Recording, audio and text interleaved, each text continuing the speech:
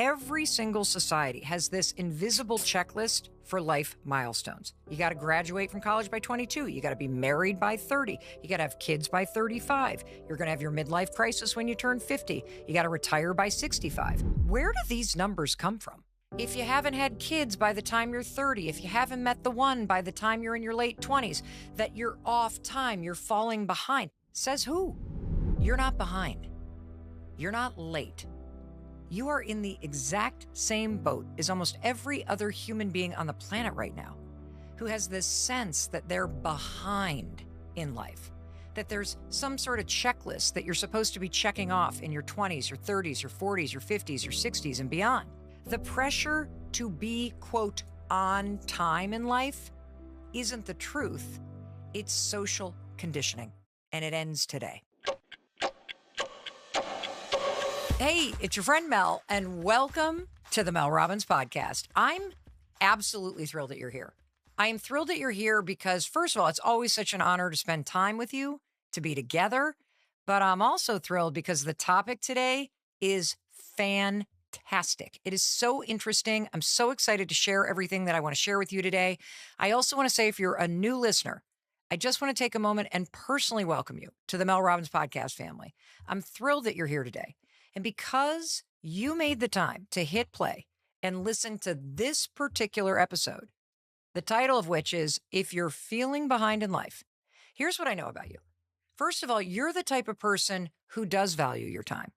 And you also want to make sure that your experience of where you are in your life right now, you want it to be different and you deserve to be enjoying your life. And after today's conversation, let me tell you something. In particular, when you hear the research that I have uncovered, when you hear the strategies that I'm going to share with you based on the age that you are right now, you are going to feel different in your life. How you see where you are right now based on your age, it's going to be different. Because the fact is, you're not behind. You're not late. You are in the exact same boat as almost every other human being on the planet right now who has this sense that they're behind in life, that there's some sort of checklist that you're supposed to be checking off in your 20s, your 30s, your 40s, your 50s, your 60s, and beyond. And that if you're not checking off these things on the list, that, oh, I should be doing this by then, I should be engaged, I should be having kids, I should be buying a house, I should be doing this, that if you're not checking these things off, that you're losing in life, that you're behind, that somehow you're the only person on the planet that hasn't figured this out. And the reason why I know that you're struggling with this is, first of all, this is a universal experience in life. I have felt this in my life. My kids who are in their 20s have felt this in their life. My husband has felt this at various ages. But more importantly, I'm seeing your messages that are flooding into the inbox at melrobbins.com. I'm seeing what you're writing in the comments on social media. And the number of you who are writing in right now. And you may be thinking, wait, Mel's reading my comments? Of course I'm reading your comments. Of course I'm reading your inbox. And it's kind of startling, the number of you that are writing in, saying, I just feel lost. I feel behind in my life. And I so relate to that sentiment, but I didn't realize how many of you are feeling this right now. And so I'm like, we got to dig into this. And we got to not just kind of talk about it as a thematic thing. Let's do the research. Let's find the experts. Let's figure out what this sense of being behind in your life actually is. And this is such a common experience in life. It's so common, in fact, that there's a word for it. It's called the social clock. That is the technical name based on research for this sense that there's some invisible checklist that you're supposed to mark your success in life by. And the research is incredible. I mean, if you're watching me on YouTube right now, you see that I have a stack of paper here. I have 21 pages of research to share with you today. This is such a cool topic, and it's going to completely transform how you feel about where you are in life. So let's talk about this concept of social clock. And once I unpack that and how it creates pressure and expectations that are just simply unfair and not accurate for where the world is at right now, once you see this, and then we go decade by decade, you're going to be liberated by how you're going to look at your life and yourself differently. And so in the 1960s, there was a psychologist by the name of Bernice Newgarden, and she found that every single society has this invisible checklist for life milestones. You got to graduate from college by 22. You got to be married by 30. You got to have kids by 35. You're going to have your midlife crisis when you turn 50. You got to retire by 65. And here's an interesting note about 65 and retiring.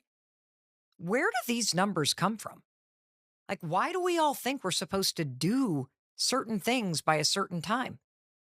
Well, they come from societal norms. And what you're about to discover, this blew my mind when I dug into the research, is so many of the societal norms were determined like 50 to 100 years ago when life was different. In fact, life expectancy was completely different. So, that kind of general notion that you should retire at the age of 65, check this out. You want to know when that became, quote, the social clock or the invisible checklist? 1935. 1935 was when the Social Security Act happened, and it created this moment in time at the age of 65 where Social Security was a thing. That's when you were supposed to retire. And we all were just like, okay. And then we set the social clock at 65, and then we all live our lives as if we're supposed to retire at 65. Says who? I guess everybody since 1935. Isn't that kind of dumb that we have this stupid age where we're supposed to do something by? You know, my son Oakley, I'm thinking about something else. My son Oakley, he had a lot of challenges going through school. He bounced from public elementary school to a school for kids with language-based learning disabilities because of dyslexia. Then he had to go to another smaller school because that school stopped at the age of 8th grade, and he had to repeat a grade. So now he's ending his freshman year of college, and he just turned 20, and he's like, I feel weird because I'm older. Aren't you supposed to be like 18 when you're a freshman? Says who? I guess we did. That's what this concept of social clock is. That if you follow the clock and you're a freshman at 18 and not 20, you're, quote, on time. But if you're not following the clock and you retire at 75, you're off time. If you haven't had kids by the time you're 30, if you haven't met the one by the time you're in your late 20s, that you're off time, you're falling behind. That's where this sense that you're falling behind comes from. It's these weird societal norms that we set way back for when somebody is supposed to be doing something. And what I'm going to prove to you today is that the timeline that is in place that your parents live by, that your grandparents live by, that your friends are all following, that you are feeling all this pressure around, it's completely made up. And it was also made up when life was totally different. I mean, wait till I just unpack all this for you. It's crazy when you hear this. And, you know, I want to bring in another researcher that I absolutely love. This is research from Dr. Robert Waldinger's book, The Good Life, Lessons from the World's Longest Scientific Study on Happiness. Now, Dr. Robert Waldinger, he has been on this podcast. He's absolutely fantastic. He is a professor at Harvard Medical School. He is also the fourth director of the Harvard Study of Adult Development, which is the longest study that has ever been done on what it means to live a happy and meaningful life. This thing's been in existence for 86 years. And the data is very conclusive. And he actually writes about this idea of a social clock and how it screws us all up. It makes us unhappy. It makes us feel like we're falling behind or we're losing in life. So Dr. Waldinger takes Bernice Newgarten's research about this social clock even a step further, because he says it's not just society and things like we got to retire at 65 or we got to graduate by the time we're 18 that put pressure on us. But there's also social clocks that you may feel based on your upbringing or based on influences like your friends or news or social media or movies. They create this sense that, oh my gosh, okay, that's what other people are doing right now. So that's what I need to be doing right now. Whether it's, oh, my friends are now all leaving big cities and moving out to where the mountains are, and maybe I need to be doing that. Or, oh my gosh, my best friend just got engaged and I'm still single. Maybe I need to be doing that right now. And they also differ from culture to culture, generation to generation, which we're about to get into. Like when I unfold how different life was 1 or 2 human beings ago and how we still live by some of the same social clocks as people had 50 years ago, you're going to think to yourself, this is ridiculous. Why am I doing this to myself? And Dr. Waldinger writes about the fact that there are these key events in everybody's life, like when do you leave a childhood home? When are you going to enter into a committed long term relationship? Are you having kids? And if so, at what age? When are you buying a house? That these can also have a cultural value based on where you were raised, based on where you grew up, based on your religion, based on your grandparents and your parents' personal history.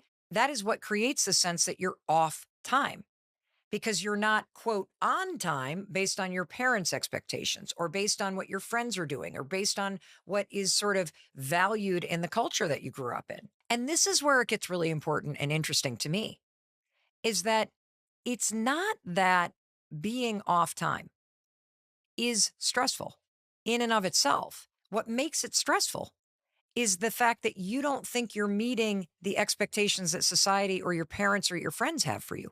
That's what makes this so challenging.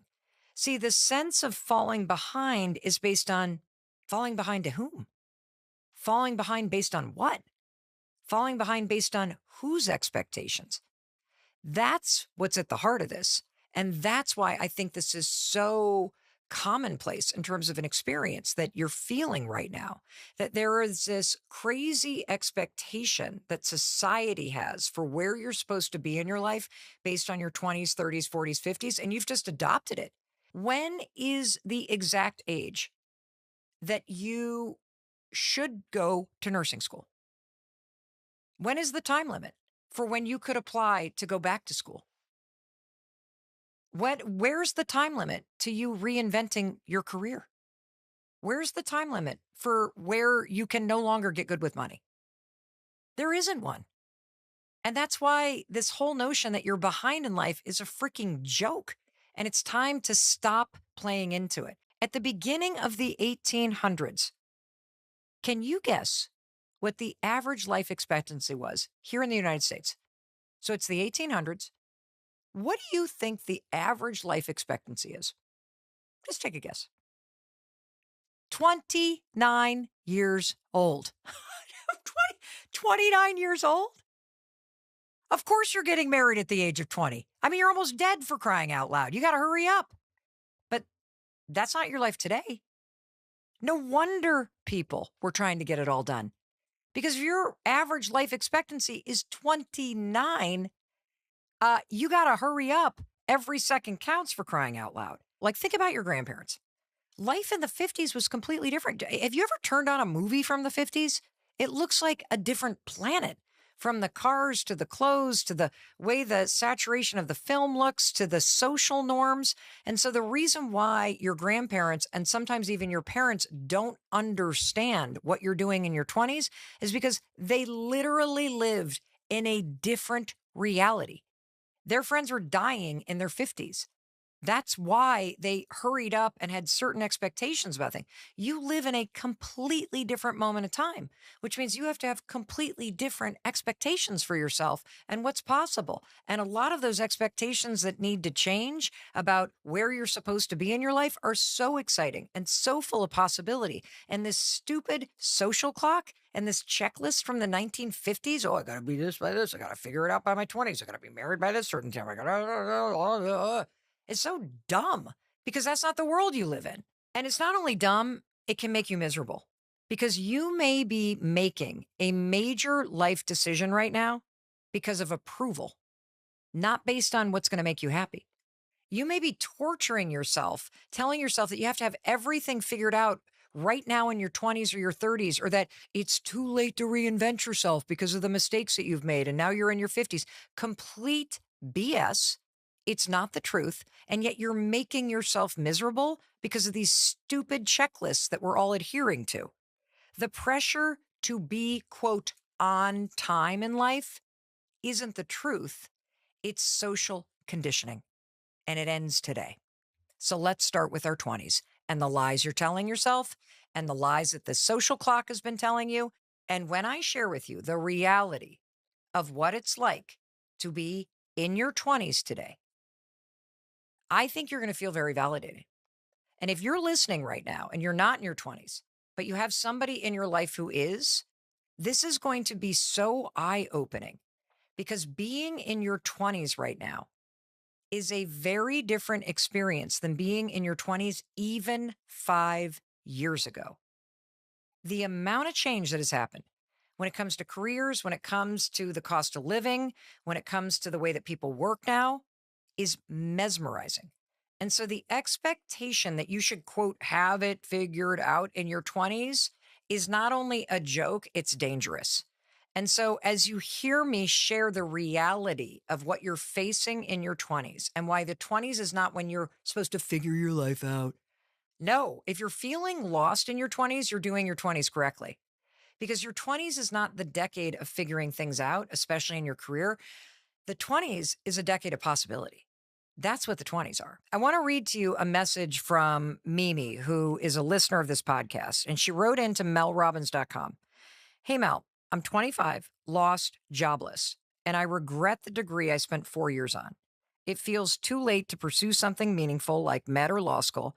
How do I break out of this rut and stop comparing myself to those who had a clear path from a young age? First of all, this notion that you're too late to apply to med school is a lie. You can apply to med school at the age of 80. There is no age limit for applying to medical school. Even if you didn't do a pre-med major, you can do a post-bac pre-med program and then apply to law school. There are people right now that are listening around the world that applied to law school in their 40s, 50s, and 60s. It's a joke. So stop putting that pressure on yourself that there was some time that you were supposed to do it and now you're, quote, late. No, you're not. You're figuring your life out. Your 20s is a time that is full of possibility. So before I talk about how I want you to reframe your mindset to possibility and really embrace that in your 20s, I don't want you to have things figured out. In your 20s, I want you to be exploring and figuring out who you are and what you like. And if by the age of 25, you have woken up and realized, oh my gosh, I really do feel this call to become a doctor, great. Go explore it. Great. Check out the possibility. And for those of you who are listening, who are not in your 20s, I really need you to understand something. Being a 20-year-old today is not the experience that you had in your 20s. The statistics that I'm about to read to you are so sobering. And it's important for all of us, whether you're the parent or the aunt or the uncle of a 20-something, or whether you're the older brother or sister of a 20-something, or if you're a 20-something and you're beating yourself up or you're thinking you got to have it all figured out. I really want you to hear this because it's going to validate this sense of feeling lost. The average 20-year-old today is under so much stress and pressure and chaos right now, and it's not pressure and stress and chaos that existed 5 or 6 years ago. It's just changed. And, you know, we sit here and we look at 20-somethings and we're like, oh, they're weak or they're addicted to social media or all anxious or this or the other thing. Have you stopped to consider what it's like to be a 20-something today? That, first of all, 5 or 6 years ago, you went into an office, work was very predictable. You kind of knew what it was going to look like when you graduated from high school or college and you started like going into a company and commuting. That's not what work is today. Nothing is stable. It's all hybrid. It's 24/7. In fact, Dell did some research. Did you know that 85% of jobs that are going to be around in the next 10 years haven't been created yet? Home ownership is out of reach. The generational wealth gap is absolutely massive. Nearly 10 million people right now are falling behind in their student loans. That's $250 billion worth of debt that is past due. The world is in chaos. And most 20-somethings have parents that lived in a very predictable, stable economy. They went to a corporate job. They reported to the office. They had a network of friends at work. That's not the typical 20-year-old experience. They're now in the middle of a recession and hybrid work. The world is shifting. The landscape is shifting. People are all over the place and scattered. Nothing is as it was even 6 years ago. And it's time to wake up and recognize that if you feel lost, I'm not surprised. I would too. In fact, I felt lost in my 20s because I didn't know what I wanted to do yet. I bounced from one thing to the other, and I wasn't dealing with half the stuff that you're dealing with. not going into work consistently, not having like a really core group of friends at work, not feeling like there's something that you can count on in terms of predictability, not quite knowing what industry to go into because AI is here and things are changing. This is exactly how you should feel. And so if you're feeling lost right now, if you have not figured out your career, good. You're doing your 20s correctly. There's nothing wrong with you. It's a perfectly normal response to the decade that you're in based on the moment in history that you're in.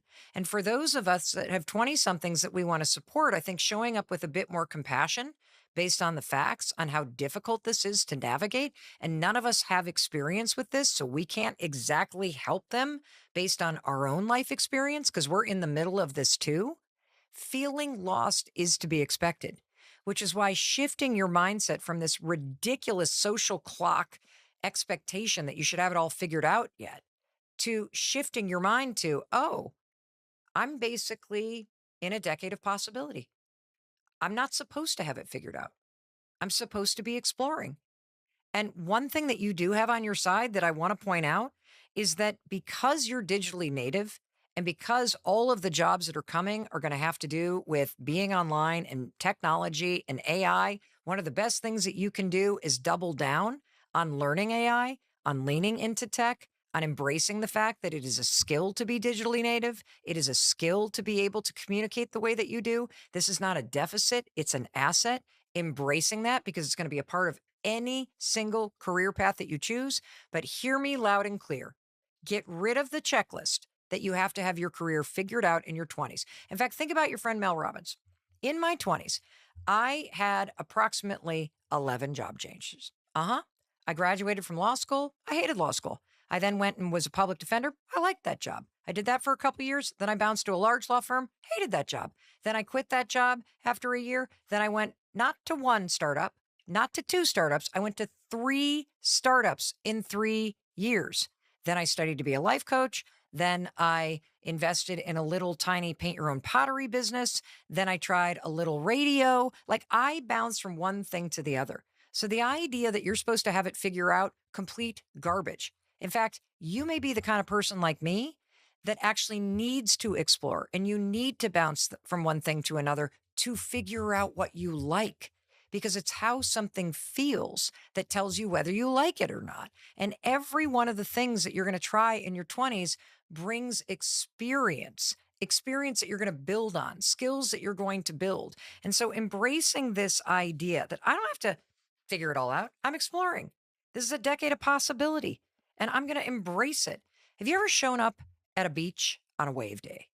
Aren't wave days the best? The big rollers come in and you grab the boogie board and you jump in the waves and you ride them up and down. That's what I think the 20s are. Figuring out what you like, learning how to ride the waves. That's what you're going to do. And look, I want to acknowledge something. It's easy for me to sit here and say, oh, it's a decade of possibility. You're going to figure it all out. I understand that there are going to be moments in your 20s where you do feel desperate. In fact, there are going to be moments in every decade of your life where you're going to think like you've made a major mistake. You're going to feel like you're not quite sure if you can go on. And I can really relate to this feeling because our daughter Sawyer, who is now 26 years old, she's the exact opposite of me in terms of how she goes about her life, how she thinks, and she just like has everything all mapped out. Okay. Going to go to high school, then I'm going to go to college. During college, she got herself an internship at this huge cybersecurity firm. During the internship, she gets herself the offer to get the job after college. The pandemic hits. A lot of plans go sideways. In 3 years of working for this massive cybersecurity firm, never went into work. 3 years, never went into work. Even though she loved her boss, even though she was engaged in her work, she hated never going into work. She never left her apartment.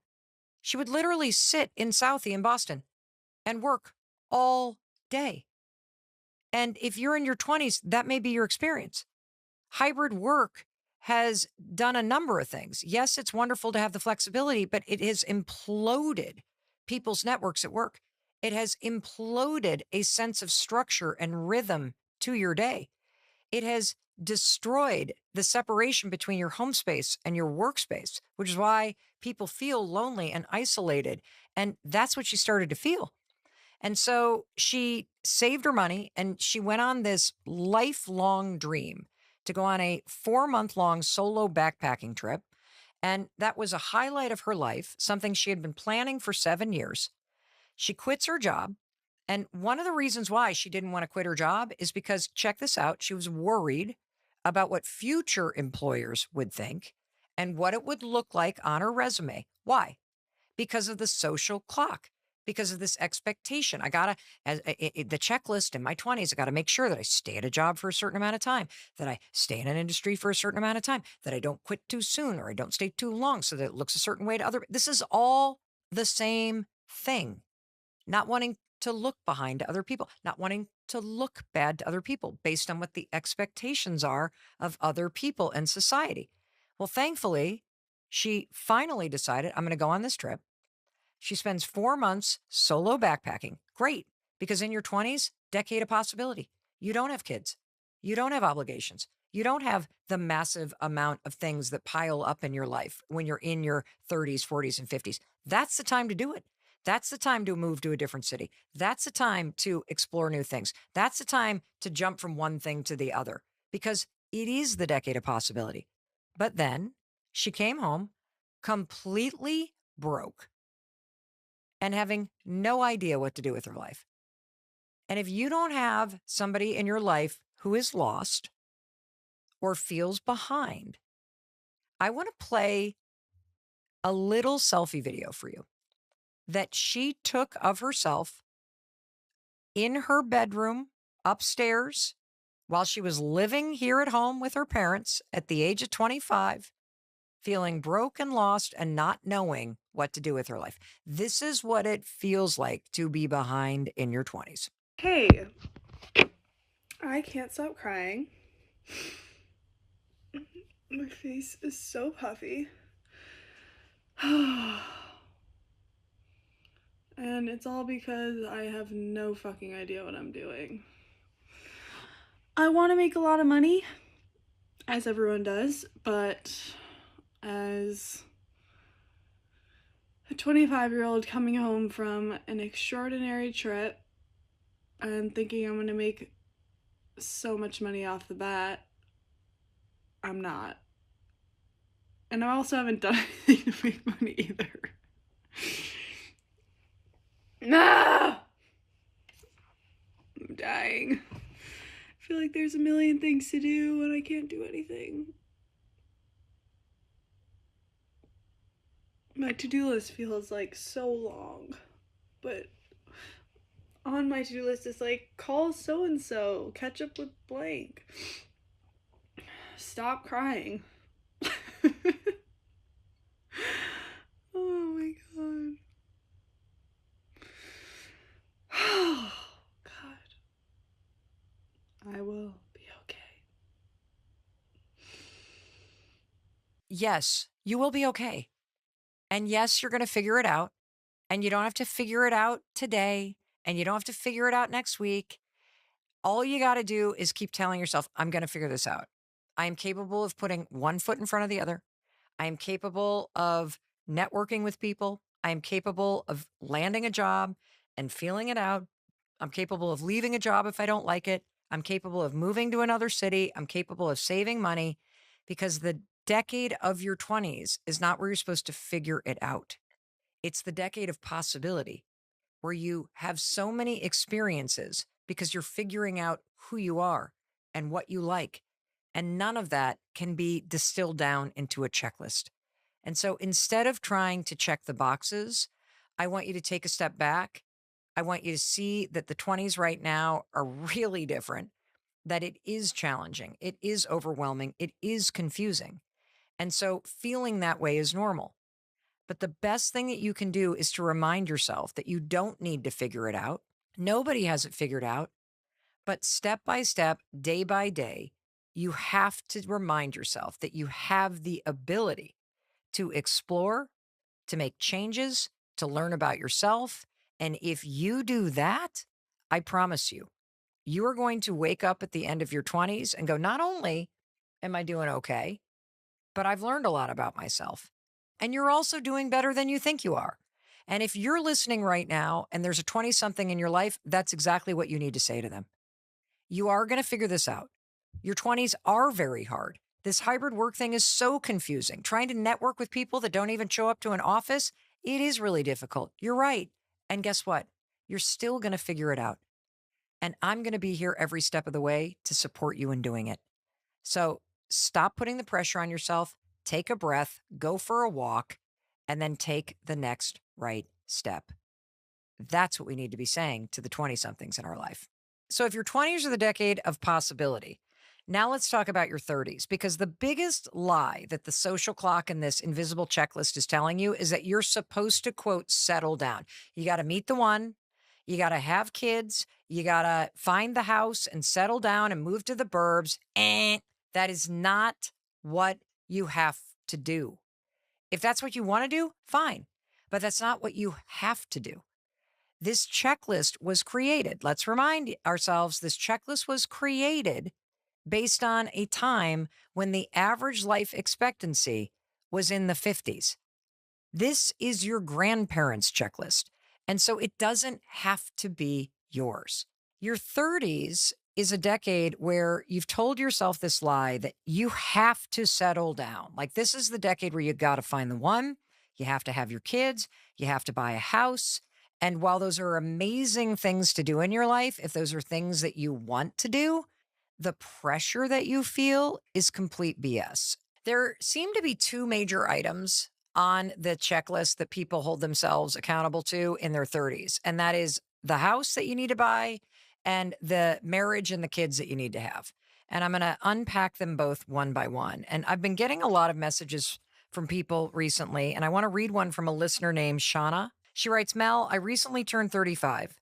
I've been somewhat single for 5 years, and I have a big wish to be a mom. I've always loved and wanted children. Taking care of kids is second nature to me. But as the months roll by, and as I've matched my 1,000th match on all the dating apps that I've been on for 4 years, I'm hitting a wall of despair. My life is not budging. The apps aren't apping. Meeting people in real life is not a thing anymore, as no one ever talks to me when I go out. I don't have eligible single friends, nor are there friends of friends left. I can't be the only woman in this situation, and I don't know how to go on living like this. Well, first of all, yes, you do. You do know how to go on living. You're going to go on living. And based on what I'm going to unpack for you, I'm going to give you a sense of power and freedom that I want you to really embrace in your 30s, because what you're feeling is extraordinarily common. And there is a big difference between the topic of having children and the reality that I need you to take seriously versus the pressure that you feel to do it by a certain time and the pressure that people also feel during this decade to find the one, to get married, to buy the house. Okay. So let's talk about the pressure to have kids, because I want to be extremely responsible about that. The decade of your 30s is not the decade when you're supposed to settle down. The decade of your 30s, in my opinion, is where you need to dig into the research and settle in on what matters to you. This is particularly true when it comes to kids. Just because you haven't gotten pregnant yet, you haven't met the one yet, you're not a mom yet, doesn't mean you're not going to be one. But when it comes to the topic of having kids, it is critical in your 30s that you be honest with yourself about what you actually want. Because for women in particular, there is a biological deadline if you want to have your own biological children. So let's take fertility, for example. The American College of Obstetricians and Gynecologists say that a woman's best chance at getting pregnant is in her late teens to her late 20s, and fertility does start to decline around 30 and starts to drop off more significantly around 35. So what does that mean for you? That means that you don't need to settle down, but you need to be honest with yourself about what you want. And you've already done that part. You want to be a mom. You'd love to have children of your own. Great. If you're 35, that means you need to freeze your eggs. Do not gaslight yourself. Do not hold out on this. Follow the research and the medical facts and set yourself up to be able to make a decision in the future. Yes, the biological clock is a very real thing, which is why I want you to understand there are very real options that you have to make sure you don't miss the window. And just because it feels like this sense that, oh my God, I'm 35 and there's this checklist and there's a social clock and the door, is closing, it doesn't mean your life is. It doesn't mean the options are closing. And you will feel so empowered if you take the step to freeze your eggs, which is what I would recommend that you do if this is something that you're serious about. Here's another thing that I would get serious about. If you're in a relationship right now and you know you want kids and your partner's like, I don't know if I want kids or not, do not waste this decade with somebody who does not want the same things that you want. Do not tell yourself that the person is going to change your mind. Because if you continue to stay in a relationship with somebody who does not share the same vision for life, who does not have the same values for what you want on something as important as whether or not you're going to have kids, do not do that to yourself, because you will waste the rest of this decade with a person that you hope changes their mind. And then the door will be closed and you're going to regret this for the rest of your life. And so you got to be very serious. Again, this is not where you settle down and you settle when it comes to your values and your vision for your life. Your 30s is where you get honest with yourself about some core things. But now I want to talk to you if you're in a situation where you're like, okay, I get it, and I still want to find the love of my life. I want that for you. And you are going to find the love of your life. And here's what I want to say about that, though. I wrote about this a lot and researched this in the Let Them theory. And I think there's some important research if you, quote, haven't met the one. You've dated a lot of people or you've been in a bunch of relationships and it hasn't turned into a long-term committed relationship. There's very interesting research around this that you need to dig into. So on page 252 of the Let Them theory book, I also address this fallacy that the purpose of dating is to find the one. And I think this is a reason why dating is so hard, is that you don't understand the true purpose. You're not just trying to find the one. Dating is helping you learn more about yourself and what you want and what you don't want. And the Let Them theory is going to be super important for you because you got to let people show you who they are and you got to focus on what you actually want to feel and the type of person that you want to be with. Because the more time you spend chasing the wrong people, the longer it's going to take you to find the right one. And one of the most important lessons that you're going to learn is the kind of behavior that you will not accept, the kind of person you truly want to be with. And if you get so obsessed with finding the one and you feel so much pressure because of this stupid social clock as to when you're supposed to be in a committed long-term relationship, you're going to miss all of the information and the lessons that dating is trying to teach you. You weren't put on the earth to be somebody's wife or husband. You are here to fulfill your dreams, share your story, and create a big, beautiful, amazing life. No one else is going to create that life for you. The person you choose to love gets to share that life with you. That's why you got to be choosy. See, when you're dating, have a lot of fun, but don't ever forget the bigger picture. You're looking for someone who is capable of helping you become your best self and co-creating a beautiful life together. And so it's important to understand that you're learning more about yourself. And here's what I want you to do. It's easy to close yourself off. See, if you focus on the social clock, and I should have been finding the person by now. I'm 35. It's too, if you start doing that, you get pickier. That's an interesting thing. You get pickier because you're looking for a needle in the haystack. That's not actually how you meet somebody that amplifies you. You actually have to do the opposite. You have to become more flexible. You have to be willing to be less choosy and meet more people. You got to be more open to lots of different types of people, because ultimately, the more people that you meet, the more you open yourself up to people of different heights, of different backgrounds, of different body types, of different professions. Ultimately, it will lead you to choosing someone amazing who makes you feel incredible, who chooses you back. And look, I get it. It's kind of hard to embrace this idea that you've got to be more open, But I promise you, when you realize that it's your own insecurity and desperation around this that's narrowing the field, you got to do the opposite and open yourself up to new experiences and new people and change the filters, is what everybody says. Change the filters, change the height filter, change the mileage filter, open yourself up. I promise you, the love of your life is just around the corner. In fact, if you knew that the love of your life were right around the corner, how would you be living your life differently now? There you go.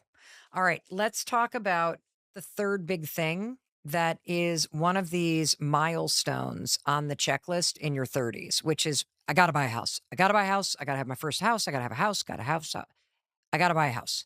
I want to share if you're in your 30s or heck, 40s or 50s and you're wanting to buy a home and you're somewhere in the world where you feel like it feels out of reach. Like, when did real estate become so expensive? Because you're not wrong. Real estate is just shocking is the wrong word. It's unfair, in my opinion, what's happened. I want to share some research with you because it's different. I'm sorry, it's different than the situation that your parents and grandparents were in when they were buying their first home. The American dream in particular is now like the American nightmare. And a lot of experts say that the vehicle that was the primary vehicle where people could establish wealth, which is buying a home, is no longer the primary, like, is not accessible to a lot of people anymore. And let me just hit you with some of the facts. You ready? So in 1950, the average cost of a home. So we're talking the house that your grandparents or your parents bought. You ready? You want to buy a house? The median price, $7,300. $7,300. Some of you may be paying that in rent every 2 or 3 months.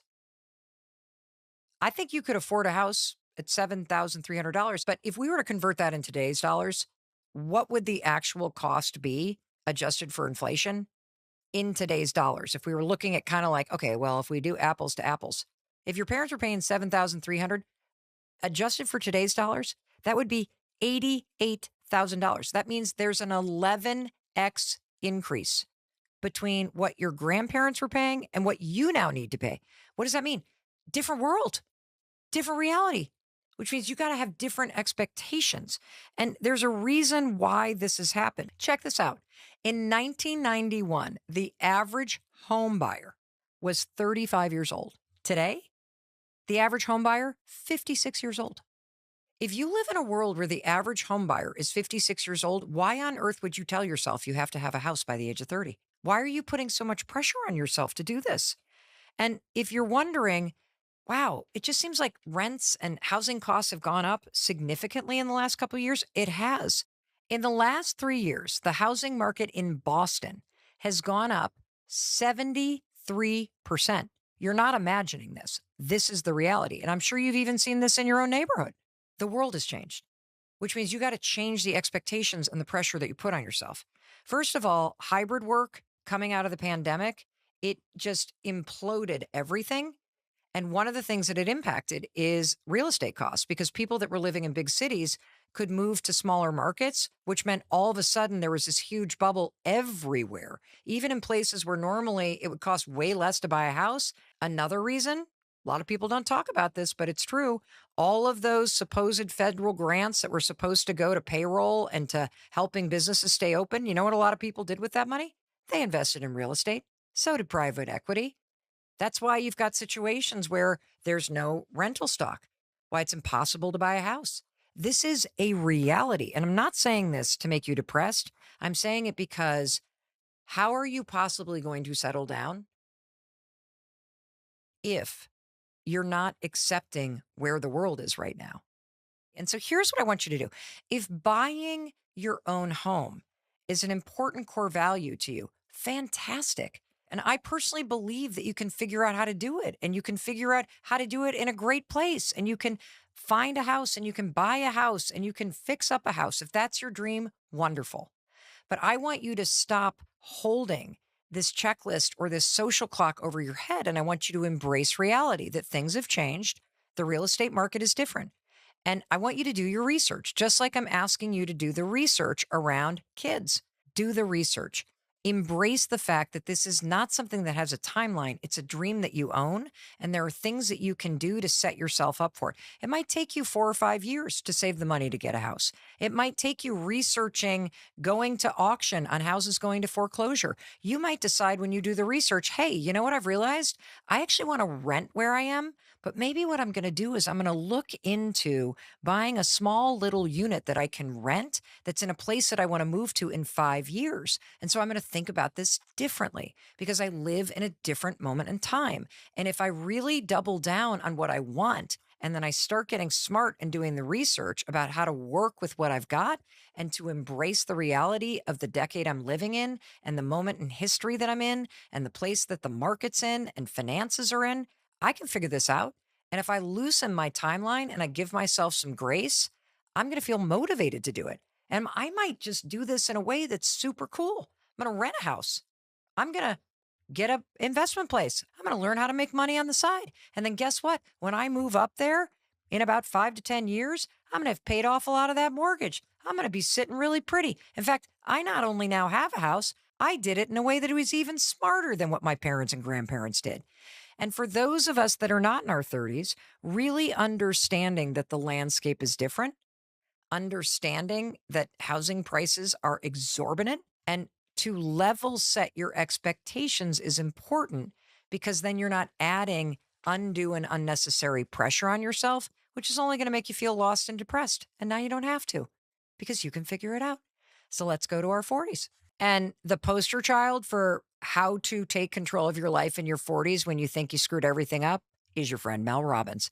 I have so much to share with you about this. The 40s were the best decade of my life. Well, actually, the 50s are pretty good too, but the 40s is where, holy cow, I went from rock bottom to climbing the mountain. And you can too. So the lie that people tell themselves about their 40s is that if you haven't made it yet, then you're never going to. It's complete baloney.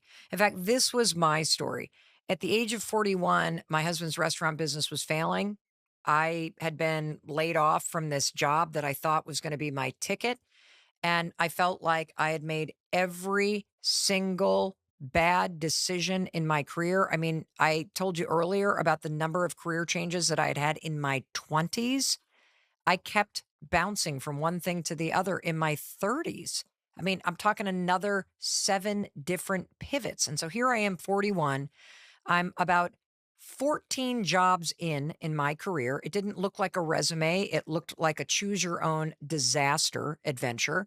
And now I'm feeling at the age of 41, I've completely blown it. I've blown it. And not only have I blown it in my career, I don't have any money. We've invested everything in my husband's restaurant business. That's now failing. So you want to talk about that sense that you're not only behind, but that you've royally screwed it all up. I thought there's no way I'm getting out of debt. There's no way I'm getting the liens off the house. There's no way I'm going to be able to pay for my kids' college. There's no way I'm ever going to be successful in my career. That's how I felt at the age of 41. I wasn't just behind. I effed the whole thing up. And I'm here to tell you that you're just getting started when you hit your 40s. And one of the best things about being in your 40s is that even if your career or your financial life is a complete train wreck like mine was, you still are not starting from scratch. That's the coolest thing. Every single thing that you've done up until this point is actually building experience that you can build on. And so you're not too late. In fact, if you look at the life expectancy of 77, you're like got 37 more years. Do you know how much you can get done in 37 years? And here's the thing I want you to really think about. If you're going to hold yourself to a standard that by the age of 40, you should have things figured out, that means that you can kind of figure things out over the next couple decades, okay? You got plenty of time. And beating yourself up and telling yourself that you're lost and telling yourself that you've screwed up, do you know what that does? It doesn't motivate you. It actually makes you depressed. It makes you feel like a loser, and you're not a loser. You just have a winding path. You are probably just stubborn like I am, and you learn lessons the hard way. You explored a lot, and now you know a lot. And so you cannot afford to tell yourself this stupid lie that it's too late, that you're behind, that you've screwed it up, that you can't turn it around, because it's complete BS. If I can do it, you can do it. And it's not just me. Do you know Vera Wang, the famous fashion designer, wedding designer? She started designing wedding dresses at the age of 40. Samuel L. Jackson landed that role in Pulp Fiction, 45. Julia Child, do you know how old she was? Famous French chef, Julia Child, when she published her very first cookbook, 49. And here's the other thing that you have in your 40s. You have a network of people that you know. You have a number of experiences. You have a lot of lessons that you've learned. And now, you know what you have in your 40s that you didn't have in your 30s? You have a sense of urgency, and you can use that to your advantage. Take everything that's happened in your career to this date and say, you know what? I'm going to figure this out in my decade. I'm going to triple down and I'm going to go for it. Your 40s aren't a finish line. Your 40s are the launch pad for the next decade of your life. That's what they are. It's where you can truly launch forward in your career. You can do something new. You can build on what you've learned, the mistakes that you've made. That's why the 40s are incredible. And by the way, the other reason why the 40s is really fun to do is because everybody around you is so distracted, typically raising kids, or they're engaged in their career, or they're doing other things, that nobody cares what you're doing. So you can do anything that you want. And that is super cool. I mean, that's true about all the decades, but in the 40s in particular, you're going to notice people don't care as much, and you're not going to care as much either. And here's another statistic that I want to give to you. Maybe things haven't worked out because you're supposed to do your own thing. Maybe your 40s is where you take that interest that you had, or that side hustle, or that thing you've always imagined doing, and you actually launch your own thing. Do you know this is research from a study at MIT Sloan School of Business? The average age of a successful startup founder, 45. Kind of cool, huh? You want to know why the average age is 45? Because you have a certain amount of wisdom and a certain amount of failure and a certain amount of clarity after 4 decades of your life about who you are and what your strengths are and what you're interested in. And you're also sick of the BS. And so you can laser focus in on what you actually want to do. And for me, it was my 40s where I got tired of my own excuses and I forced myself to do it. And I think that's the invitation that your 40s have for you. If you don't like where you are, then stop listening to your excuses and use this decade to change your life. If you've been sitting around waiting for somebody else to come rescue you, stop gaslighting yourself and take responsibility for creating what you want. Because it was my 40s and that rock bottom moment that forced me to discover the strength that I have and the capacity that I have to do the things that needed to be done in order to change my life for the better. And regardless of whether you're successful or you're struggling like I was, you have that exact same ability, and your 40s are your invitation to get honest with yourself and get to work. All right, let's talk about our 50s. The lie you're going to tell yourself is that when you hit 50, because it's kind of that midpoint in life, that you're supposed to have some sort of crisis. No, you're not. It's not the midlife crisis. I actually think your 50s are a moment for fabulous reinvention. I was 50 years old when I went from being a motivational speaker to starting a media production company and working with companies like JP Morgan and Starbucks and Ulta Beauty and Audible. I was 54 when I started the Mel Robbins podcast, which, as I'm talking to you right now, is the #1 ranked podcast in the entire world. #1. As a 56-year-old woman sitting above my garage in Vermont, having never done that before and leaning into all, I think that is so freaking cool. And it's an example that if you look at your 50s, not as I'm behind, I should have been here, da, da, da, da, da, da, da. Are you crazy? This is where you get to play. This is where reinvention is a thing, because for most of us in our 50s, if you've had the kind of life where you've been raising kids, or you've been climbing the ladder at work, or you've been busy caring for everybody else, this is where you get to think about yourself. That doesn't mean you don't still have to care for kids or care for aging parents or you don't have a demanding career. But what if this were a decade where you stopped lying to yourself and saying it's too late to start over? And you started telling yourself the truth, which is your 50s are the decade of reinvention. Everybody that I know that's in their 50s is doing something cool right now. And if you are listening and you have parents in their 50s, please send this to them. Please remind your parents that they are super cool and there's so many cool things that they could be doing because everybody that I know in their 50s right now is thinking about this. Like they're either thinking about it from the standpoint of what do I want to do next, or they're thinking about it from the standpoint of, all right, I've taken care of the kids and everybody else. What do I want to do? What's the contribution I want to make? In fact, my husband, I'm so proud of him, Christopher Robbins. For the last 5 years, when he was in his 50s, he started a men's retreat called Soul Degree. He only does 3 of them a year. He has also gotten a certificate to be a death doula. He also is working on his first book. I'm so excited about this book. I can't tell you about it. I'm going to have to let him tell you about it when he's finished writing. But he writes every day for an hour. How cool is that? And the man is also getting a master's in spiritual psychology right now. He just applied online and he's doing it remotely. Isn't that so cool? That's available to you. I really feel like thinking about 50s as giving yourself permission to reimagine what's possible. And that goes for everything. If you're divorced, you're going to meet the love of your life. If you're married, you want to know the best marriage? It's the second marriage to the first person. That's the best marriage. When you reimagine what's possible with the person that you've been with for the last 20 to 30 years.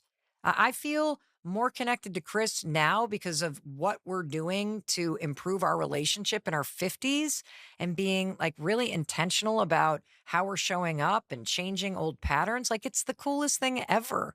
So it's not too late. It's actually just the beginning of a whole new chapter of your life and a decade where you can reimagine everything. And, you know, I've got this message from Laura where she wrote and said, Mel, I'm a recent empty nester to twins. So boom, it happened all at once. I have no idea what I want to happen now. I've been a caretaker for my family and now I'm not. I have a small crafting business, but it doesn't really excite me. It just brings me some extra money so I feel like I contribute a little financially. The last 14 years, I've volunteered at the schools, but that chapter's closed.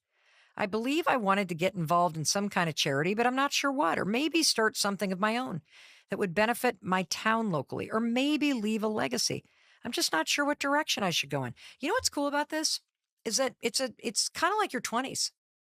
Give yourself permission. You don't have to pick a direction. Explore them all and see what feels right. And you don't have to figure it out by the end of this year. What if you give yourself your 50s to explore all kinds of things? And that's part of the process of reinventing yourself. And so I want to say a couple things, though, because there was some great research about being in your 50s, and this will also be true as we get into 60s and beyond, from Robert Waldinger, our professor at Harvard Medical School from the Harvard Study of Adult Development. He basically said that one of the coolest things about reaching your 50s and beyond is that the kids are gone and you can finally start to think about yourself again. One of the coolest things about this phase of your life is that you've been through some hard things. And I want you to give yourself credit for that. Like you've experienced loss, you've experienced job changes, you may have gone through a divorce, and you have a lot more wisdom and life experience, which means you also have resilience that you need to give yourself credit for. And there's this kind of confidence that comes up where you sort of are like, you know, this is who I am. Take me or leave me. Let them, right? You sort of start accepting yourself. And yes, while you still are going to worry about other people in your life in this period of your life, this is a moment where you need to really double down on yourself. In fact, there's some really interesting research from the Organization for Economic Cooperation and Development in the UK. 73% of job growth over the last 30 years has come for people over 50. So don't be lying to yourself and telling yourself that there are no opportunities. It's completely wrong. And if you are going back into the workforce, there's really great research from LinkedIn. They did this big thing about the future of work, and they're calling this era a skills-based economy. And whether you've had a long career or you're changing careers or you're going back into the workforce, stop telling yourself you're too old. You have skills from your life experience, communication, project management. If there are things that you want to learn, there are so many classes online that you can take to brush up on skills related to tech, related to project management, related to AI, and all of that is available to you. The other thing that the research is very clear about is the 50s is a period in your life where friendship really matters. This is a moment where you want to pivot away from a primary focus of caregiving and of just burying yourself in your career and reprioritize friendship. It is critical for you to double down on being proactive and starting to build a community. Because one of the things that you're going to learn about as we jump into how the social clock and this invisible checklist is lying to people in their 60s and beyond is the importance of friendship, the importance of having social connections. And so your 50s, it's not too late. You can reinvent yourself. You can fluff up your social life. In fact, you can meet some of the best friends of your life from this point forward. And you will if you lean into it and you stop lying to yourself. So that brings me to the 60s, where there's a lot of lying that people do to themselves about it's time to retire. In 1935, Social Security Act set 65 as the age of retirement, and we all just kind of followed in line. Who says you have to retire at 65? Who says you have to work into your 60s if you don't want to? This is your life. Don't live it based on other people's expectations. Figure out what's going to make you happy. Figure out what's going to bring you meaning. In fact, here's a message from Alyssa who wrote in to melrobbins.com/podcast. Mel, to retire or not? I'm struggling with the challenges of retirement, money, no clear plans, and the fear of being forgotten. What if I don't want to retire, but everyone around me keeps asking me, when are you going to retire? Like for me personally, I'm never retiring. I don't want to retire. I don't want to retire because, first of all, I love what I do. I love learning. I love the connection to everybody on my team. I love having a sense of purpose. And I believe that 60s is not a time to slow down. 60s is not a time to retire. 60s is the decade where I want you to reignite your passion for life. That's what I want you to do. And when I hear in this question, should I retire? Should I not retire? You know what I hear? I hear pressure. I hear expectation. I hear a social clock that's so dumb. How about answering that question from, well, what is going to reignite passion? And passion is just a fancy word for energy. What brings energy into your life? And look, if you want to retire from your job because you hate it and you've, stayed for a pension or you've saved enough money and now you can do something else, great. But maybe do something else that energizes you and brings you passion. Or maybe you're in the camp that a lot of people are in, where you are living in a moment in time where what you save for is not going to actually cover the cost of retirement. And I want to say right up front that I personally feel like being in your 60s right now is a lot like being in your 20s. Experiencing your 60s is very different than what it was like to be 60 just 10 years ago. I mean, I laid out some of the statistics when we were talking about being in your 20s and in your 30s about the way that the housing market has changed, the cost of living, the chaos in the news, the up and down in the stock market. All this stuff is impacting the financial obligations that you have, the realities of that you're going to live longer. And, also keep in mind that when the age of retirement hit at 65 in 1935, the life expectancy wasn't that high. And now you're living longer. And so the reality might be that you planned for a certain age, but now that you're there, you're like, wait a minute, I'm really engaged. I don't want to just sit around and fill it with golf and mahjong. I mean, I want to be doing something. And that's a really cool thing. Or maybe the reality is that you saved and you thought you'd be in a certain place, but now you live in a part of the world where, my God, the insurance costs are rising, or you have a health condition and so you need the insurance. That's just the reality. And so it's not a time to pressure yourself to retire unless you want to. It's a time to really think about passion and how you reignite it in your life. What can you be doing, whether it's volunteering or a different type of job or staying in what you're currently doing to keep energy and passion alive? And this is important because the research is pretty clear that there is a pretty deep decline in verbal memory. There's an uptick in depression and social isolation that happens when people retire because you underestimate how important it was to be engaged in a community at work, to be focused on the things that you are working on and how it stimulates your brain, the rhythm and the structure of your work life, and how it gives you a sense of purpose and how it gets you out of bed in the morning. The same is true with what I was talking about with your 20s. If all you're doing is hybrid work and you've never experienced that, not having that structure creates its own isolation and sense of being lost. The fastest growing segment of the workforce is people 65 and older. I love that people are staying engaged. I love that. And I want you to really think about it. And if you're starting to feel like, well, I'm kind of getting a forced retirement, well, I'm needing to kind of leave gracefully, just think about what's next.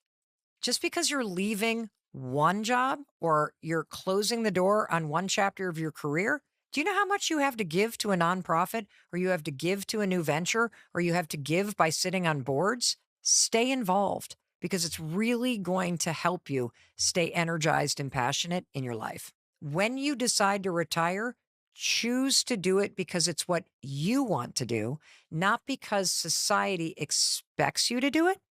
You're not behind. You're not ahead. You're just living your life based on a way that makes it exciting and meaningful for you. And if you are choosing to retire in your 60s, I want to just highlight the research, and this is important for you to share with people that you love. It is critical that you get involved in something else. It is critical that you stay social. Do not underestimate how important this is. And do not underestimate how much that is provided by the fact that you're still working. And so there is no timeline. There is no checklist. There is just the research and the reality of where you're at and the reality of where you are in history. And so focus, focus, focus on reigniting your passion. And that brings me to what's possible in your 70s and beyond. This is not the decade to slow down. In fact, there was an expert that we had on the podcast by the name of Dr. Vonda Wright. She is a world-renowned orthopedic surgeon and researcher in longevity. And what she had to say about aging blew my mind. Everybody that you care about, your parents, your grandparents, need to hear this clip. Just check out what Dr. Vonda Wright has to say about getting older. There is a pervasive myth in this country that aging is an inevitable decline from the vitality of youth down some slippery slope to frailty, where we spend the last 20 years of our lives dying. But the fact of the matter is, we actually can be healthy, vital, active, joyful. But people think that they have to go down this slippery slope and that there's nothing they can do about it. But the fact of the matter is, there's so much we can do to pre-plan our future. And what I love about her research is that it doesn't matter if you took the worst care of yourself up until this point. Your muscles and your brain are designed to grow and get stronger until the day you die.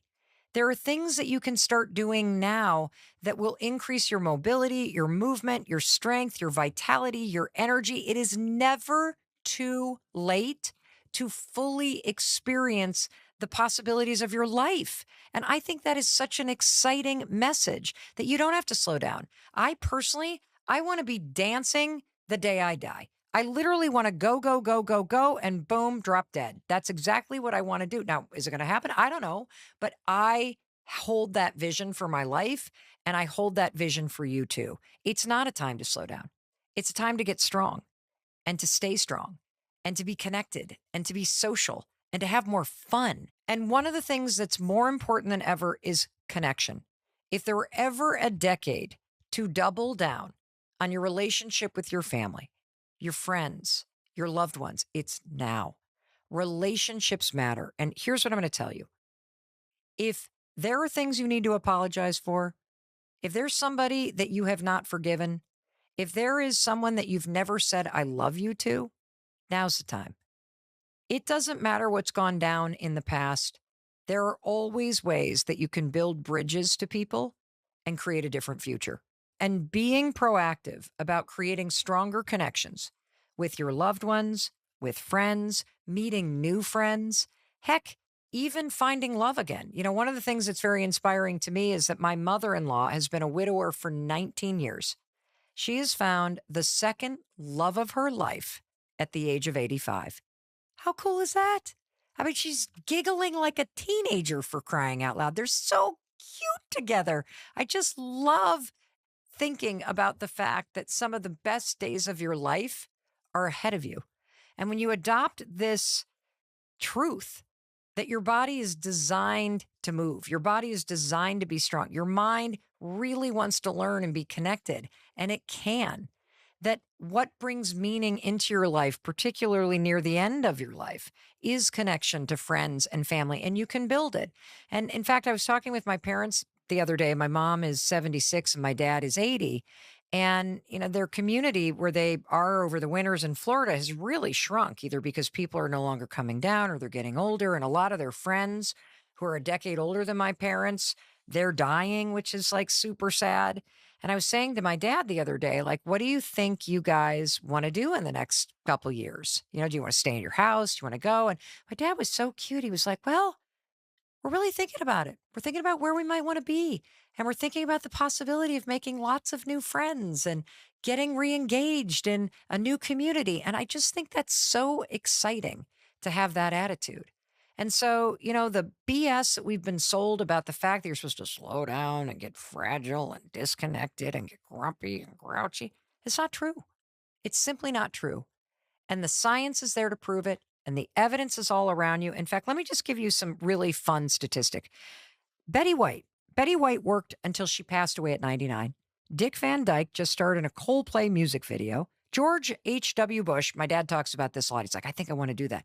Went skydiving on his 90th birthday. If they can do it, so can you. In fact, one of the other cool things that's available to all of us is tech. We complain a lot about social media, but do you know how many 90-year-olds have millions of followers on TikTok? One of my favorite is Grandma Droniak. She's hilarious. You might even recognize her voice. I want to play a little clip. This is Lillian Droniak. She's got 14.8 million TikTok followers. The channel is managed by her grandson, Kevin, which I also love because that's an example of how she's being proactive to stay connected with her grandson. And she's having fun all the way until she drops dead. Just listen to this. It's hilarious. Get ready with me. My first date in 25 years. And he's going to pick me up in 20 minutes. I'm getting nervous now. I met him at bingo, and that's the way it goes. He's really handsome, and I couldn't say no. Powder, powder, powder. I might kiss him, you never know, but I'm going to still put lipstick on. Just in case. You know what I love about that? You can tell she's having fun. And I think that brings us back to the whole point of this conversation. Who says you're supposed to be a certain way at 90? It's complete BS. You can be any way you want. And if you can be any way that you want, if you can do whatever you want in the decades of your life, why wouldn't you? Why wouldn't you want to have fun? Why wouldn't you want to re-engage in your passion? Why wouldn't you want to stop pressuring yourself and holding these expectations over yourself and lying to yourself? You're not lost. You're not behind. It's not too late. You have plenty of time to figure things out, and you will. And now is the time to stop holding the social clock over your head, to delete this invisible checklist, and to double down on where you are in your life, what you want, the moment of history that you're in, and imagine a bigger possibility and remind yourself every step of the way, this is your life. Stop comparing. Stop apologizing. Stop telling yourself behind because you're not. You're right on time. You are capable of figuring this out, and you will. All righty. In case nobody else tells you, I wanted to be sure to tell you that I love you and I believe in you. And I believe in your ability to create a better life. And I think what we've learned today is recognizing when you're holding yourself to somebody else's or society's expectations, that's not how you're going to create a better life. That's how you're going to stress yourself out, make yourself depressed, and drive yourself crazy. So stop doing it. Creating a better life requires you to take ownership of where you are and what you actually want and how you want to feel. And I'm here to remind you, and I hope you will start reminding yourself that whatever it is that you decide you want to create in this decade of your life, you are capable of doing it. Now get to work. And thank you for being here with me on YouTube. I know you want to watch another video. I would check out this one next.